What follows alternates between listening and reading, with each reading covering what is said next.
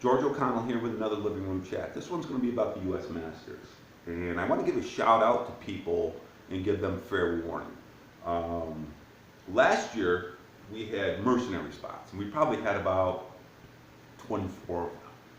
This year, from the early buzz, the early talking to different regional reps, you're probably going to see a lot lower than 24 players, 25 players. You're probably now going to see the Mercs fall down to anywhere between, on the small side, 6 to 8, to the large side of 12 to 14, because the Northeast is definitely going to be able to travel. They're going to full team this year. Kings of War is on the rise in the Northeast. The South and Southeast and the Midwest are all hotbeds. Mid-Atlantic is going to have no problem throwing together a team either.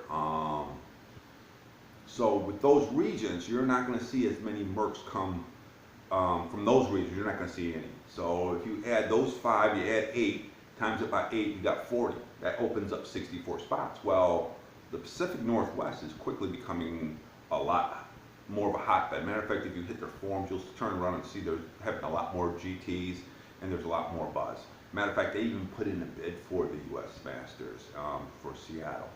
How much will they travel to this event? They're saying, early signs I've seen, that they're going to say between 4 and 6. So they only might have 2 spots. The mountain region's saying they're going to bring 4 or 5. So if they bring 5, that's only 3.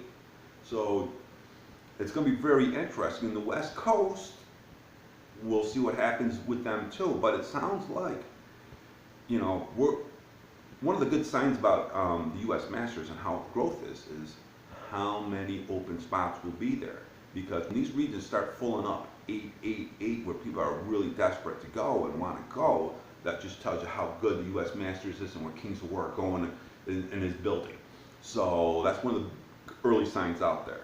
So if you want to make the U.S. Masters, I'm telling you, you should make a push now.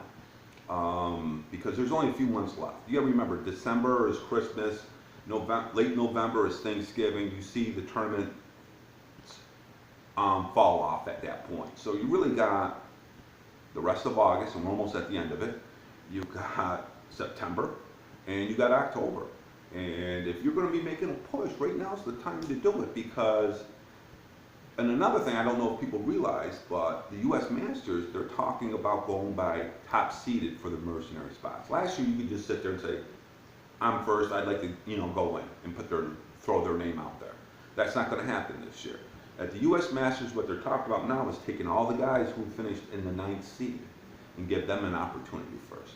All the guys who finished in the 10th seed, give them the second opportunity. And then the 11th seed guys, give them the opportunity. But if there's only 6 to 10 players or spots open, that's a big difference than last year's 24, So you're really going to see that come down. And I'm really looking forward to seeing more players from those West Coast regions make the trip. So, as I said, just throwing it out there, if you're planning on hitting the Masters, and you're saying, well, I'll just go in as a mercenary and try to get my name in that way, you might be better off trying to make that push for those final spots in your region. So, good luck to everyone out there. Wish everyone the best. Happy gaming, and hopefully you enjoyed the video. Have a good one.